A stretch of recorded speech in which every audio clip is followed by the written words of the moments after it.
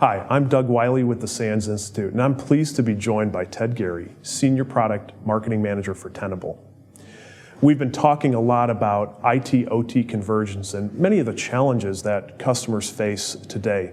And Ted, we're going to continue this dialogue now to talk about lifecycle management and those particular challenges that companies face of being able to not only understand what's in their systems, but manage those devices throughout their life. So give me some thoughts around that. Sure.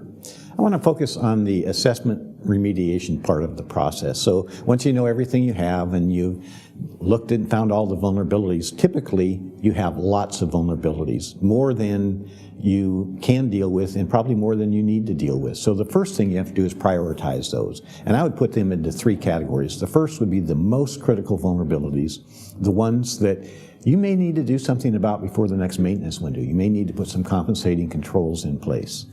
The second category would be important vulnerabilities, ones that you need to fix but they can wait until the maintenance window. So you get that information early and you plan your maintenance and your patching in order to address that. The third category is hopefully the largest, and that would be, yes, these would be nice to address, but they're not critical for us to do. When you do your updates during the maintenance window, you might find that you address some of those with an update. But focusing on the three categories helps you put your limited staff, your limited expertise and manpower to work on the most important things. That certainly makes a lot of sense because it can be overwhelming when you consider how do you manage these systems and address all of these vulnerabilities. So being able to spread it out in a logical manner certainly makes a lot of sense.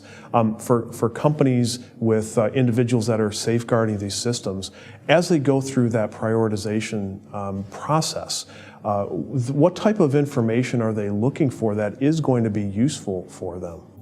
Well, they need to understand the criticality of the assets in the process because not everything is created equal. And then they need to look at the vulnerabilities. And most everyone that does vulnerability assessment uses the CVS scoring system, and it has critical, high, medium, low.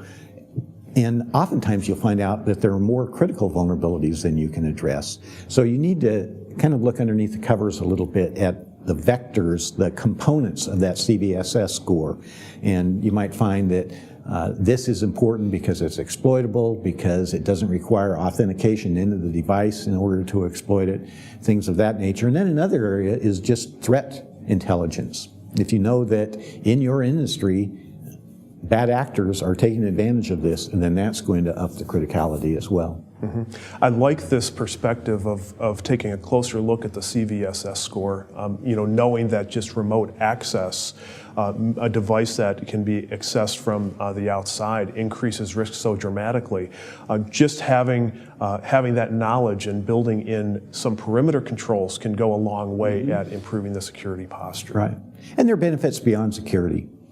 If you have some sort of an outage and you have an asset inventory that's current and up to date, that's going to inform your troubleshooting process and hopefully reduce the mean time to repair. So it's a valuable,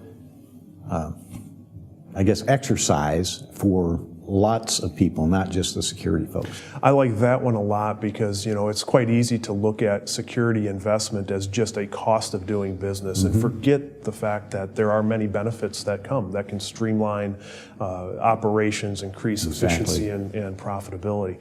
Ted, this has been a fantastic conversation. I just want to say thank you again and remind everyone that this is one part of a multi-part video series. And please join us at sans.org for more information relating to this topic, and we're also going to have an upcoming webcast as well. So thank you.